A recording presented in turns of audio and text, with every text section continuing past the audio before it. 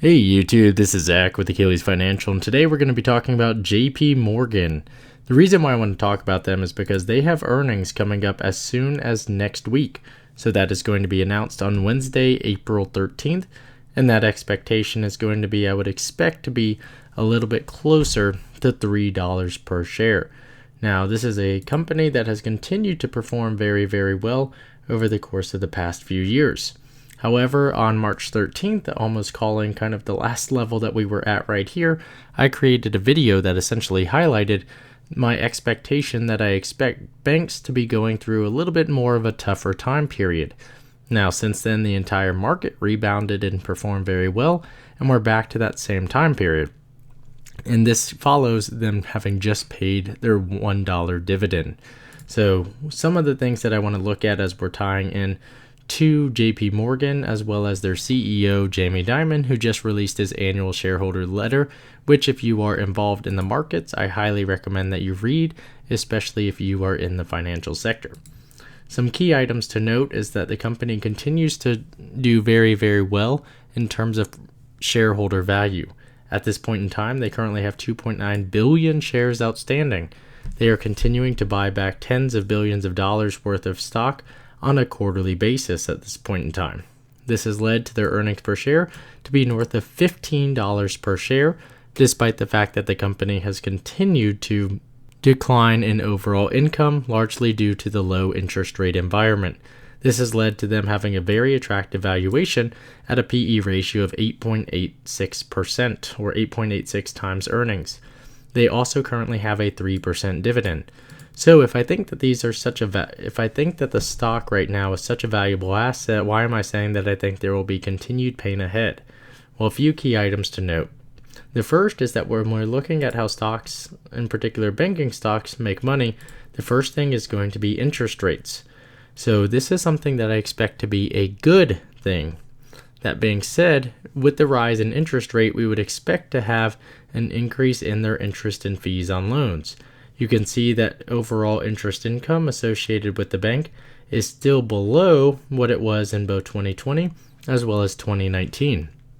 This is because as interest rates rise, any new iterations of loans are going to be very heavy on interest payments, and as those loans amortize, a higher percentage of that payment is going to be principal, which means that the bank is going to be making less money. So the way that they continue to grow is not only just grow overall loans, but also do recent originations and refinance. So not only will you be getting those refinance fees, but you'll be getting increased loan payments or interest payments within those payments at the same time.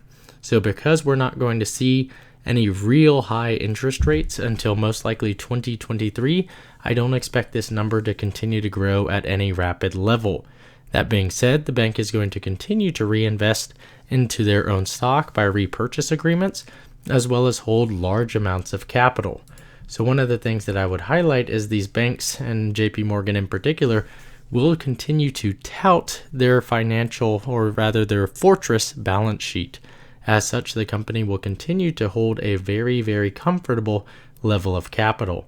Now, a lot of that information can be tied to their cash on hand, tier 1 assets, as well as the company's continued capability to bring additional capital in, whether that is through potentially in the future if they wanted to sell additional stock, or if they just wanted to hold some of the cash from their net income in reserves.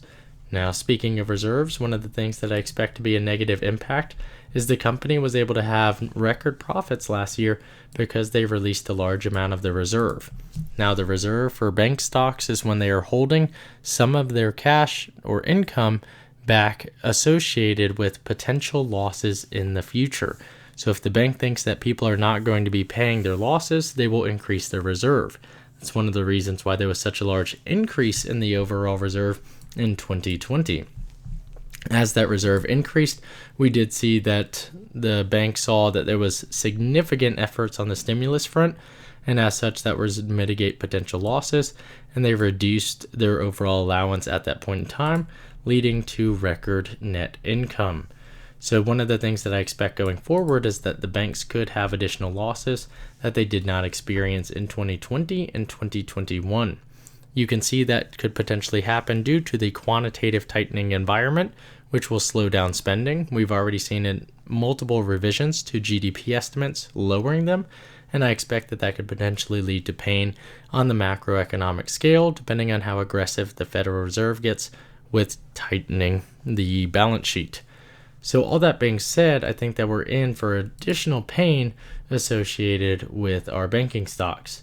Now we can see in 2018, the last time we went through a tightening cycle, that overall the stock and the entire market did decline over the course of the year before having a strong rebound in 2019.